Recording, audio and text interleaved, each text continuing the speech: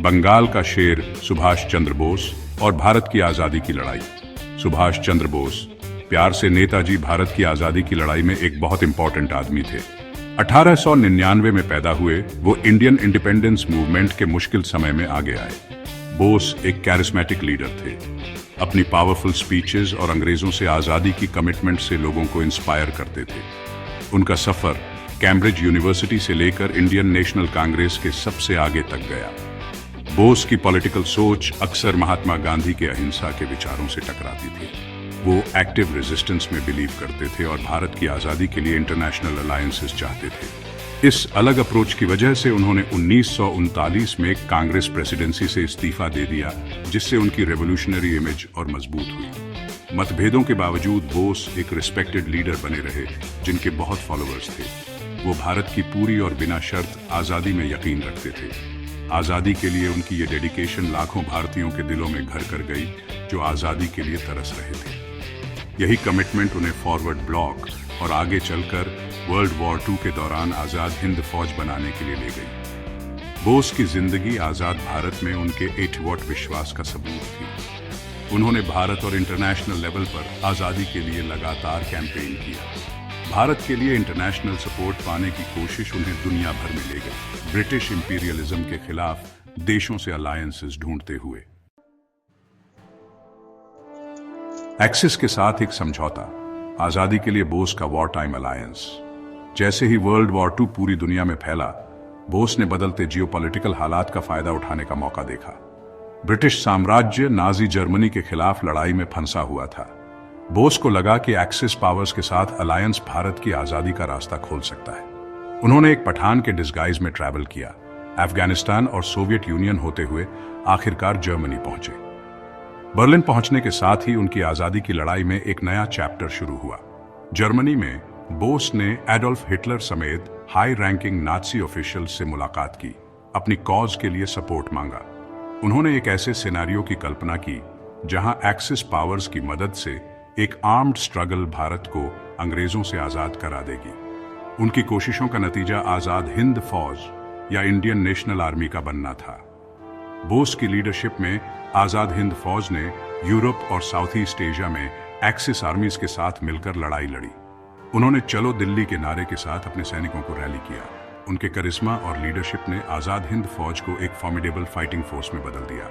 Axis powers के साथ बोस का वॉर टाइम अलायंस उनके जीवन का एक कंट्रोवर्शियल चैप्टर है। कुछ लोग फैशिस्ट रिजिम्स के साथ उनके एसोसिएशन की आलोचना करते हैं, तो कुछ का मानना है कि वो एक प्रैक्टिकल इंसान थे जिन्होंने भारत की आजादी को सबसे ऊपर रखा।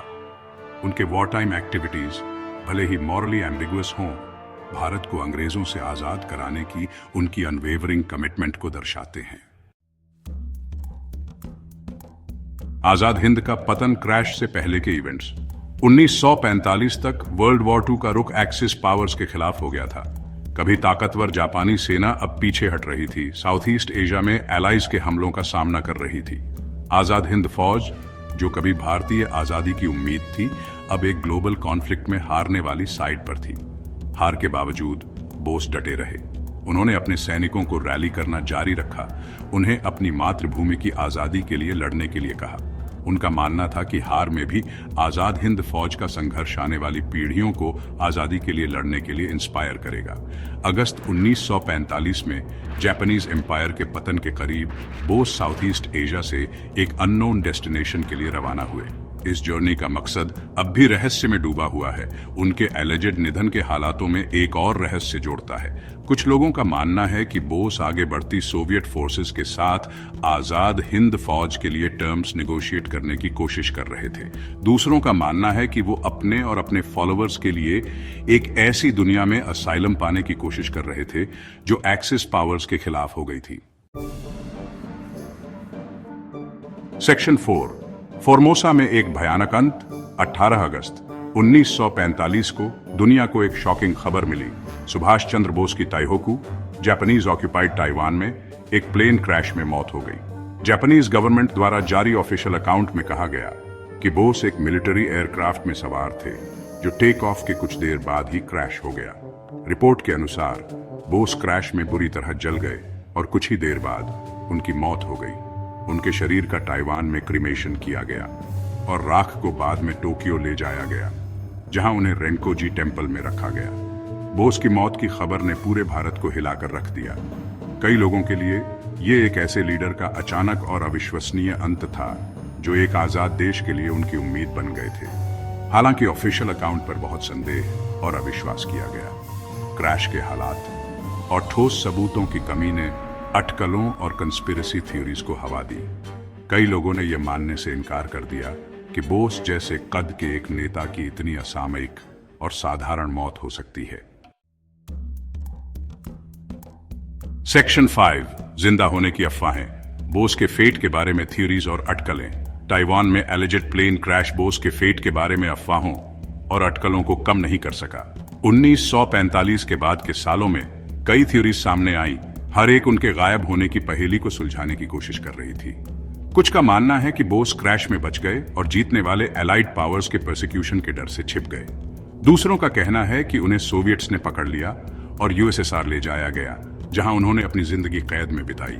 उनकी मौत का कोई पक्का अकाउंट न होने और पोस्ट वॉर एरा के ट्यूमल्चुअस पॉलिटिकल क्लाइमेट ने इन ऑल्टरनेट नैरेटिव्स को जन्म दिया। समय बीतने के साथ भी रहस्य कम नहीं हुआ। दशकों बाद भी नए थ्योरीज और एलिजेड साइटिंग्स सामने आते रहे। आई विटनेस अकाउंट्स और सर्कमस्टेंशियल एविडेंस से प्रेरित होकर इन थ्योरीज ने हिस्ट्री के ऑल्टरनेट वर्जन्स पेश किए, उन लोगों की कल्पनाओं को मोहित किया जिन्होंने ऑफिशियल नैरेटिव को मानने से इनकार कर दिया था। बोस के जिंदा होने की अफवाहें बनी रहीं, समय के गलियारों में गूंजती रहीं और रहस्य को जिंदा रखा। सेक्शन 6, गुमनामी बाबा का रहस्य, परछाई में जीती जिंदगी।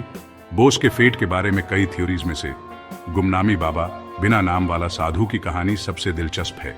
1940 के दशक के अंत में उत्तर भारत में दिखाई देने वाला यह रहस्यमयी व्यक्ति मृत नेता से बहुत मिलता जुलता था, जिससे अटकलें लगाई जाने लगीं कि वो छिपे हुए बोस थे। गुमनामी बाबा ने एकांत जीवन जिया, पब्लिसिटी से दूर रहे और बाहरी दुनिया से कांटेक्ट अवॉइड किया।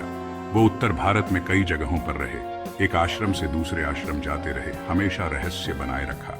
जिन लोगों ने गुमनामी बाबा से बातचीत की, उन्होंने उन्हें एक बहुत बुद्धिमान और ज्ञानी व्यक्ति बताया जो पॉलिटिक्स, हिस्ट्री और फिलॉसफी में पारंगत थे।